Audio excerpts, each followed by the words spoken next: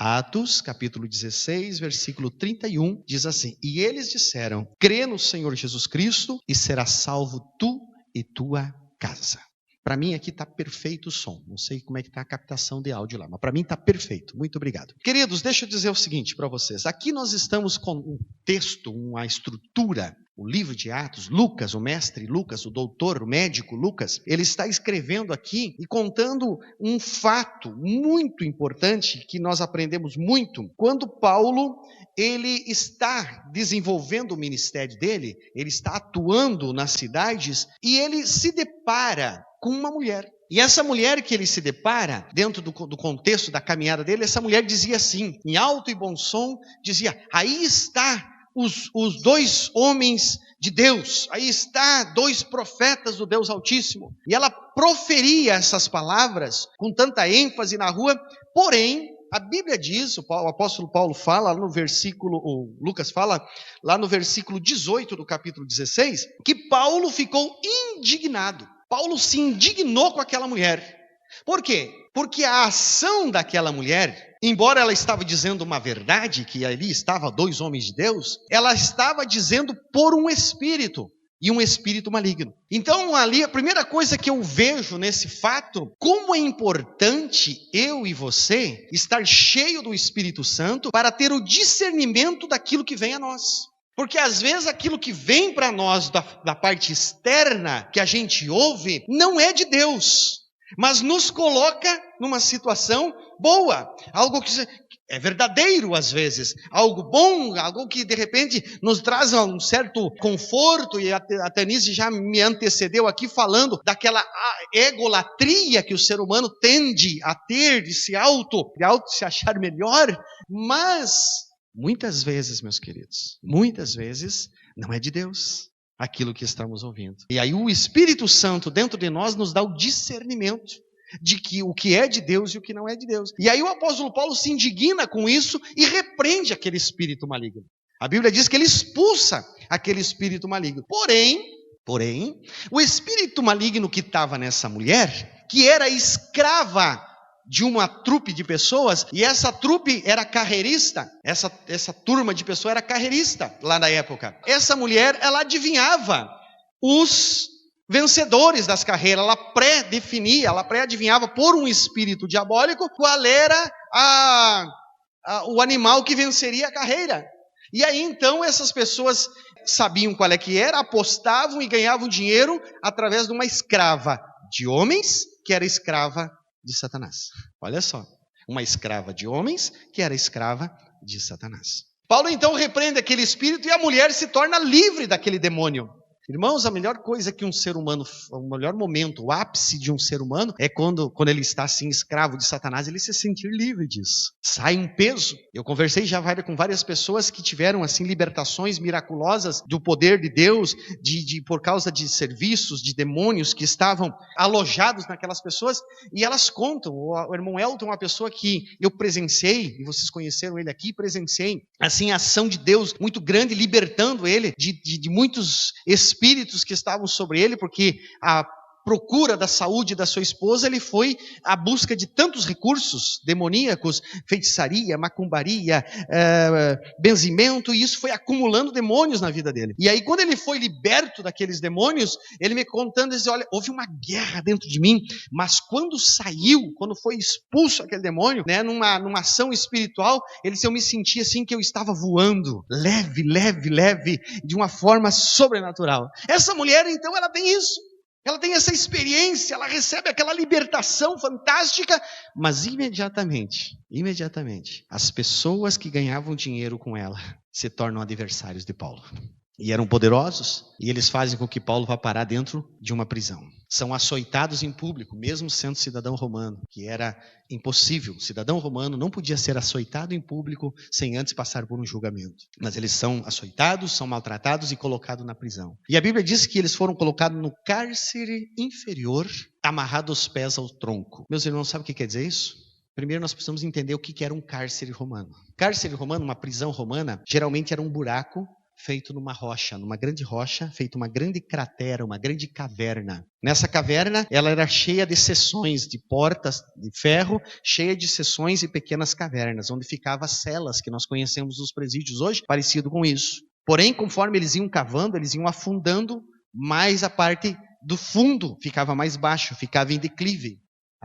À frente dessa caverna era construído um mini forte, e nessa frente da caverna, como se fosse lá na rua, e aqui fosse a caverna, lá na frente estava um mini forte, uma fortaleza, e lá tinha a residência do líder, do dono da prisão, do chefe da prisão. Junto com a residência do chefe da prisão estavam todos os funcionários que moravam ali dentro daquela caverna, daquele forte, aquela fortaleza, e prestava um serviço tanto para o dono da prisão quanto para a prisão. César, o imperador romano, ele contratava, era terciarizado as prisões, ele contratava o carcereiro, pagava para o carcereiro, pagava para que ele mantesse aquela estrutura e mantesse os seus funcionários, os seus servos, os seus escravos. Bem, quando ele diz assim que ele estava no cárcere inferior, estava dizendo que lá no último, a última parte da caverna, a parte mais baixa e a última parte da caverna, geralmente tinha alguns troncos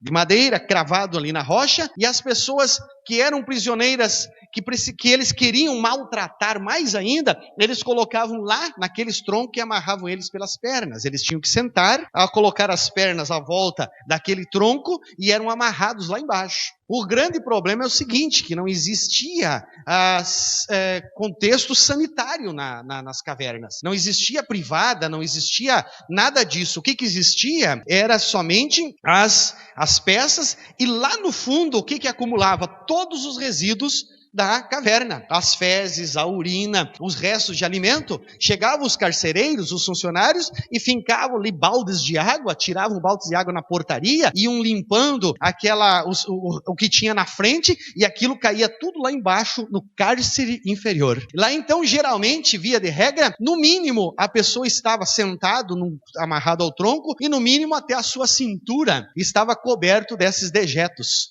desses dejetos fecais, restos de alimentos e tudo. E ali estava Paulo e Silas, amarrado naqueles troncos, e diz o texto que eles tinham sido açoitados. E o açoite romano, ele era um açoite feito com varas, e era tirado a roupa do açoitado, colocado de bruços sobre um tronco, e descia ali aquelas varas, e existia uma regra romana que dizia assim, que ninguém resistiria 40 açoites. Era proibido alguém levar 40 açoitadas. E aí os romanos criaram uma segunda regra, uma interpretação da lei, e virou uma jurisprudência, gerou uma jurisprudência que uma pessoa então não podia tomar 40 açoites, mas ele vinha o carrasco e dava 39 açoites, e daí trocava o carrasco.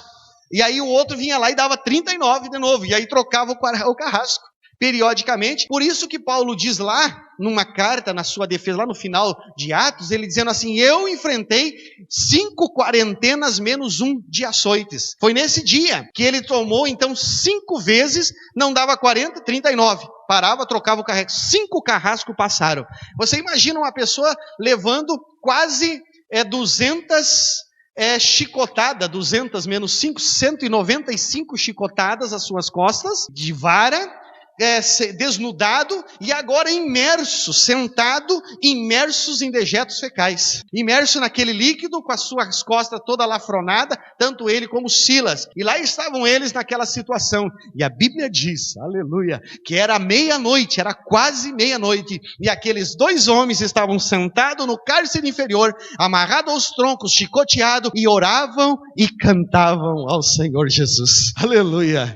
Eu vejo aqui, meus irmãos, algo sobrenatural, que alguém numa condição humana consegue fazer, porque Paulo não era nada mais, nada menos do que um homem como nós, era um ser humano tanto como nós, mas havia algo dentro dele que o colocava numa condição de um titã de Deus, de um homem poderoso em Jesus. É o amado Espírito Santo, que mora em você, que está aí, e que tem condições, plenas condições, de fazer com que eu e você seja poderoso assim como Paulo e Silas. Bem, mas aí, o que acontece dentro desse contexto? Paulo e Silas estão lá cantando e a Bíblia diz que vem tipo um terremoto, treme as bases daquela cadeia. Quando treme as bases, solta-se as grades, solta-lhe os ferrolhos e o povo que estava ali, ladrões, assassinos, assaltantes, pessoas criminosas, nenhum sai de dentro da sua cela. Todos ficam ali na cela escutando Paulo e Silas. Meu querido, já é algo, imagina, todas as cadeias no nosso presídio central aí em Porto Alegre, dá um terremoto e abre todas as cadeias. O que acontece com aquele povo que está lá dentro? O que pode acontecer com os agentes penitenciários, com os chefes, com os zeladores, com toda a equipe que lá trabalha? Entre eles aconteceria coisas terríveis. Mas tinha 2 homens de Deus. Tinha apenas 2 homens de Deus, cheios do Espírito Santo dentro daquela cadeia. E tinha uma voz que saía, aleluia, Paulo e Silas. Tinha palavras que saíam de Paulo e Silas. E essas palavras, elas estavam dando liberdade para a alma dos presidiários. Ela não estava trazendo liberdade física que eles queriam. Eles não estavam trazendo a liberdade humana que eles poderiam estar pensando. Mas aquelas vozes, aquela palavra, aqueles cânticos, aquele Espírito Santo que estava na vida daqueles homens, trouxe aqueles homens que estavam ali liberdade espiritual. Aleluia! E quando alguém experimenta a liberdade espiritual, quando ele se sente livre espiritual, pelo sangue de Jesus, pela palavra de Deus em nossas vidas, quando ele consegue sentir essa liberdade espiritual, ele não quer sair de perto, ele quer estar naquele ambiente. Aí o que acontece? Dentro desse contexto, Paulo está ali fazendo a parte dele, e o carcereiro é informado de uma situação. Deu um terremoto, balançou as coisas, o chefe, o dono da casa. E aí ele vem, e quando ele enxerga os ferrolhos abertos, as cadeias abertas, quando ele enxerga aquela situação toda, a Bíblia diz que ele pega a espada dele e vai tirar a sua vida. Porque Nero, tanto Nero como os outros, na época ali não era Nero, todo o imperador romano, ele era calculista, ele era ferrenho para executar os carcereiros. Geralmente um carcereiro que perdia prisioneiros, que deixava escapar, ele era trazido à praça pública, ele e todos os seus filhos, sua esposa, e eram executados filho por filho, do mais novo ao mais velho, a esposa aos olhos dele, e por último ele. Eles, não, eu não quero presenciar isso, estou perdido, eu não quero presenciar essa situação, eu vou me suicidar. E Paulo dá um grito para ele e diz: ei, carcereiro, segura aí, faz nada não, está ali o texto, faz nada não, porque todos nós estamos aqui. Aleluia. Vamos pensar? Primeiro, Paulo liberta uma mulher de espíritos demoníacos. Depois, Paulo e Silas, usados pelo Espírito Santo de Deus, libertam os presidiários da prisão espiritual que fazia com que eles se tornassem presos físicos. A gente às vezes pensa, e é muito rápido em pensar e julgar as pessoas e condenar. Julgar é bíblico, condenar não é. Em condenar as pessoas, dizer, não, está lá presidiário porque quis. Está lá, fez atrocidade e porque quis fazer, está lá. Muitos que estão presidiários hoje, muitos que estão presos hoje, é porque são presos espiritualmente. E o resultado é estendido à sua vida externa. E aí então estão lá na cadeia. Muitos daqueles homens estavam ali presos por espíritos malignos, estavam presos numa vida espiritual ruim, que gerou neles uma vida física, uma vida ativa na sociedade ruim. E aí então Paulo faz aquele momento e traz uma liberdade para aqueles homens, porque eles tinham palavras, porque eles tinham uma vida no altar. Agora, em terceiro lugar, Paulo traz uma liberdade da morte, livra o carcereiro da morte. Quando o carcereiro diz, vai se matar, ele segura aí, porque todos nós estamos ali. Terceiro momento de libertação através de Paulo. E aí o carcereiro diz, mas como isso? Aí o carcereiro ouve, chavia novamente os presos, e aí que me chama a atenção também, eu não tenho tempo para parar em todos esses tópicos aqui, mas me chama a atenção, porque quando ele recebe essa informação, ele chavia de novo, deixa todos os presos ali, e os presos deixam. Por quê, meus irmãos? Porque quando há uma transformação espiritual dentro do ser, há o convencimento do ser que ele errou e que precisa pagar. Quando eu atuo como pastor em disciplina a alguém, que eu vou sentar para disciplinar, para chamar a atenção de alguém que errou alvo espiritualmente, eu já vejo de cara se ele está sendo transformado, se aquela disciplina já está fazendo efeito ou se ele não está fazendo efeito. E 90% daqueles que eu tenho conversado numa forma disciplinar, apresentando o seu erro, eles dizem assim: pastor, ore por mim, eu errei e eu estou aqui pronto para pagar pelo meu erro. O primeiro sinal de transformação de alguém é quando ele está pronto, ele está decidido a pagar pelo seu erro. Aleluia. Aí tu vês, não, esse alguém deixou Deus agir. Agora aquele que se enche de razão, não, eu errei porque o fulano, porque o Lucas me olhou de atravessado, eu errei porque Beltrano falou de mim, é porque ainda não houve uma libertação espiritual. Entende? Agora aquele carcereiro chavia os outros, libera Paulo, leva Paulo para dentro da sua casa e manda lavar as feridas. E aí ele está lá lavando as feridas, está trabalhando, e aí ele diz assim: o que é necessário para que eu seja salvo? Que pergunta do carcereiro. O que é preciso? Ele tira para fora e diz: Senhor, o que é necessário para mim me salvar? Não dá para também eu entrar teologicamente nesse contexto por causa do tempo, mas ele está dizendo muito mais do que salvar nesse contexto que nós conhecemos, estar aqui e livre e pronto para ir para a eternidade. Ele está dizendo assim: o que é necessário? O que é necessário? O que eu preciso fazer para ter uma experiência espiritual igual a de vocês? O que eu preciso fazer para ser igual você, Paulo? Igual você, Silas? De ter essa autoridade espiritual, de ter essa unção, de ter essa alegria em servir ao Senhor. E ele diz assim: crê no Senhor Jesus Cristo. Aleluia. Quando ele está dizendo, olha, observe muito isso. E eles disseram: crê no Senhor Jesus Cristo. Ele está dizendo assim, primeiro, crer, cria um crédito. Comece a ter uma história. Com quem? Com um Senhor, com um dono. Senhor Jesus Cristo. Então Jesus é o dono. Tenha essa coragem de crer, de depositar tudo a sua confiança, já foi falado aqui na reflexão, de trazer uma direção, de deixar que o senhorio de Jesus assuma a tua vida. Automaticamente aquele homem recebe isso e aí eles ouvem a palavra. Paulo e Silas começam a explicar a Bíblia Sagrada para aquele homem e automaticamente as pessoas que estavam à sua volta. E aí me chama outra situação, de 34.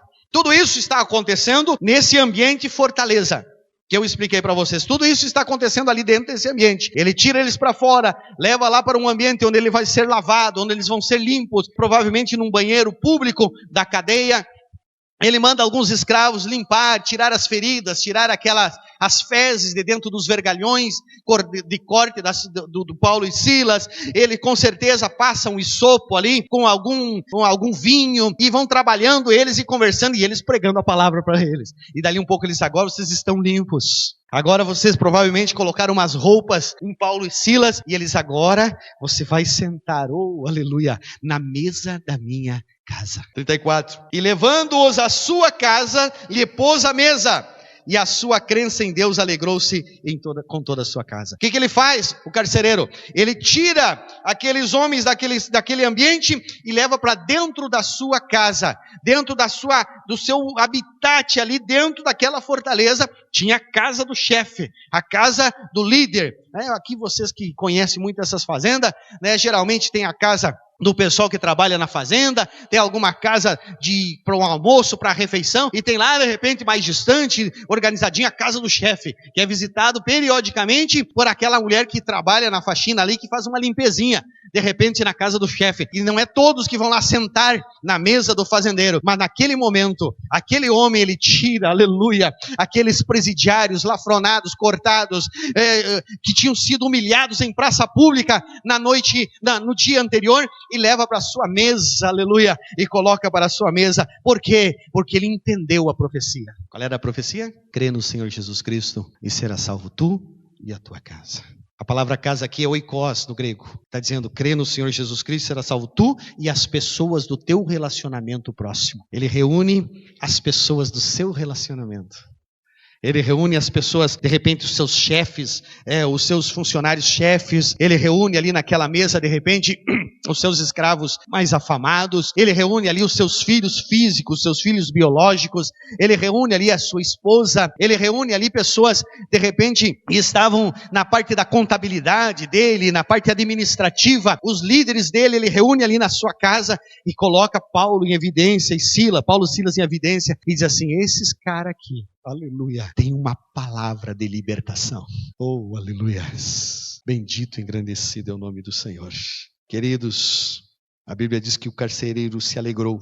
A Bíblia diz que o carcereiro foi batizado. A Bíblia diz que o carcereiro foi uma bênção. O que eu quero que você compreenda, meu querido irmão? Que eu e você estamos sempre num provável deserto. Que eu e você, como cristãos, em alguns momentos, podemos nos sentir na masmorra, amarrado a um tronco e vergalhado por algumas dificuldades que nos acontecem. Que em alguns momentos nós podemos estar sem entender por que estamos nesse lugar. De repente você pode estar sim, sem compreender, Senhor, por que eu estou passando por essa situação? Mas o Senhor está dizendo para ti, querido, eu quero escutar o teu louvor.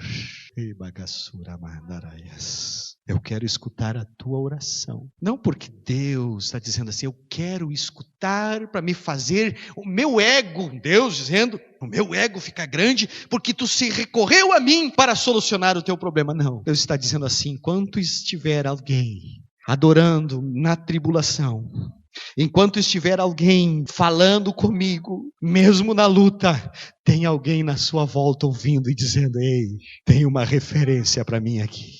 Aleluias. Quando você adora o Senhor nas tribulações, quando você rende ao Senhor, todo mesmo estando em dificuldade, não fica falando para A, para B, ou para C, ou para D, ou culpando A, B, C ou D por causa da tua dificuldade, mas você diz, Senhor, eu estou aqui lutando, eu estou na prova, tem alguém te enxergando. Aleluia. E esse que está te enxergando, meu querido, é alguém que Deus quer alcançar. Por isso que Paulo cita, às vezes, umas 2 vezes nos seus sermões, o que o salmista Davi acho que é, no Salmo 126, diz assim, quão formosos são os pés daqueles que anunciam o Evangelho. Quando a gente olha assim, quão formosos são os pés daqueles que anunciam o Evangelho, a gente pensa num pé bonito, formoso, pé chique, dentro de uma botinha aí, né, de R$500, ou dentro de uma sandália chique. Sabe como é que eram os pés daqueles que anunciam o Evangelho? Pés calejados. Pés que andavam nas areias do deserto, quente, aos seus 50 graus. Pés que entrava areia naquela sola, aquele couro, tratado na época duro, não é esse couro de hoje dos calçados nossos. Pés de alguém que estava cansado. E ele estava dizendo, é formoso. Ele está dizendo que o anunciar o Evangelho, o proclamar o Evangelho, o transferir o Evangelho para outras pessoas, ele é doloroso, porque exige uma prática nossa, porque existe uma vida nossa de entrega, porque existe um exercício nosso de adorar a Deus mesmo com circunstâncias adversas, porque exige comportamento, disciplina nossa para celebrar, para orar e para levar alguma palavra de alento. Às vezes a gente está detonado, às vezes a gente está arrebentado, às vezes a gente emocionalmente está afundado, mas ainda a gente diz assim, não, tem alguém me ouvindo, aleluia, eu preciso ter uma palavra de esperança, aleluia. Paulo então, ele recebe uma mesa e pessoas à volta da mesa, aleluia. Deus está fazendo isso em Jari e no nosso campo e vai continuar fazendo. Nossas casas de pão, elas estão reunindo pessoas à volta da mesa. Não digo só mesa, aquela mesa física lá na tua casa, que a maioria está na volta do sofá, né? Mas tem um alimento diário, tem uma palavra, aleluia, bem breve, todos nós seremos chamados para estar em alguma mesa, levando uma palavra. Já tem líderes aqui que foram chamados e já estão trabalhando dentro de casas de pão com uma palavra, a uma mesa. Aleluia, que Deus continue te usando, meu querido. Que Deus continue fazendo grandes obras na tua vida. Embora eu saiba, embora eu tenha consciência disso, meus queridos, que às vezes é difícil, que às vezes pode estar doendo as costas, que às vezes pode estar lutando, provado. O inimigo, ele se apresenta de várias formas. Escute isso, o inimigo, ele vai tentar te aprisionar. Escute isso, o inimigo aprisiona Paulo e Silas, porque Paulo e Silas tinham uma palavra de libertação. Quando você recebe Jesus como Salvador, você passa a ter esse desafio dele, que você tem que ter uma palavra de libertação. E quando você tem uma palavra de libertação, o inimigo vai tentar te aprisionar, te trazer de novo aos rudimentos do mundo. tentar te aprisionar com coisas que você já fazia e deixou de fazer pelo Espírito de Deus, e o Espírito do inimigo está tentando te trazer e te aprisionar de novo. Deixa eu te dizer, mesmo que você se sinta preso de novo por costumes antigos, mesmo que você se sinta preso de novo por tradições antigas, mesmo que você se sinta preso de novo por culpabilidade de alguém, diga assim, ó, Senhor, eu não estou disposto a estar preso. Eu quero estar livre. E comece a adorar ao Senhor. E comece a render a tua oração ao Senhor. Que um terremoto, aleluia, vai acontecer na tua vida e vai abrir as cadeias. Oh, aleluia, vamos ficar em pé para orar, que o tempo já se foi. Eu quero que você experimente, não um terremoto físico, não um terremoto barulhento, mas um terremoto dentro de você nesta noite. E você que vai estar nos escutando lá, amanhã ou depois, e lá nas casas de pão, vamos essa semana, muitos de nós vamos experimentar algum terremoto espiritual dentro de nós, que vai soltar algumas cadeias, que o inimigo sutilmente fez um jeitinho e te amarrou de novo, dizendo assim, você não consegue, você não pode, você voltou aos rudimentos do mundo, você está está dando corda para as coisas que você já tinha entregue. Muitos que vieram aqui no encontro com Deus, entregaram as suas misérias, os seus vícios, as suas dores, os seus prantos, entregaram aqui, e o inimigo está tentando botar uma cordinha de novo, tentando colocar uma corrente de novo. Em nome de Jesus, hoje, você experimentará um terremoto de Deus, e vai quebrar essas correntes. É só você orar, fecha os teus olhos aí, e comece a dizer, Senhor, eu não quero essas correntes na minha vida, eu não quero, tronco não é para mim, aleluia. O Espírito Santo de Deus está trazendo liberdade para você nesta noite, aleluia, bendito é o nome do Senhor. Eu te desafio a dizer aí, dentro dessa máscara mesmo, diz assim, tronco não é para mim, aleluia, tronco não é para mim, eu não quero ficar amarrado a essas coisas terrenas, passageiras e efêmeras, eu quero estar livre, aleluia, livre para experimentar a graça, livre para experimentar a presença de Deus, livre para fazer uma grande obra.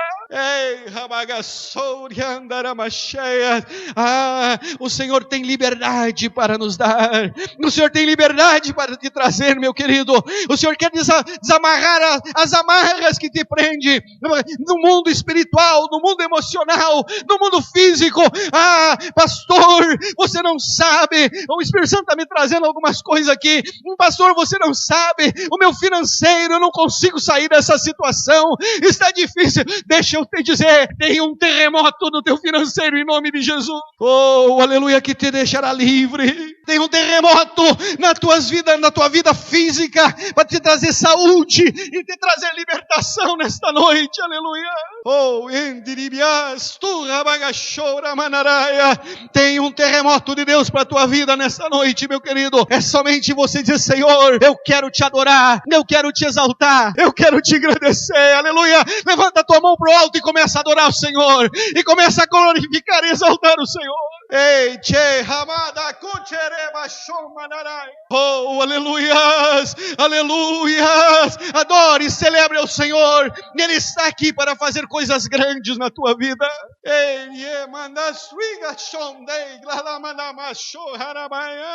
Em nome de Jesus, receba aí, meu querido, receba aí a presença do Senhor te curando. Receba aí a presença do Senhor transformando o teu viver. Receba aí a presença do Senhor te desamarrando dessas coisas terrenas e passageiras.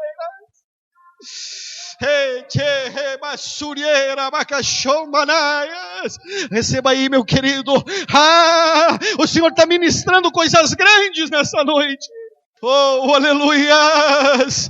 Receba sim o abraço do Pai dizendo, filho, eu estou te tirando do tronco, eu estou te desamarrando das correntes e te colocando para uma liberdade.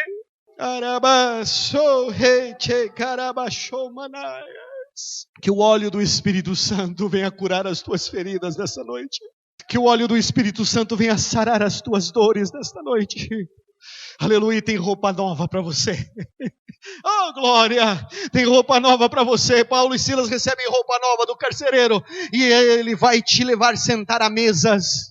Em nome de Jesus, eu declaro, eu profetizo aqui, aleluia, que Deus vai te colocar, sentar à mesa de muitos na tua volta, para levar uma palavra de libertação, porque hoje quebrou muitas correntes, pelo poder do nome do Senhor Jesus.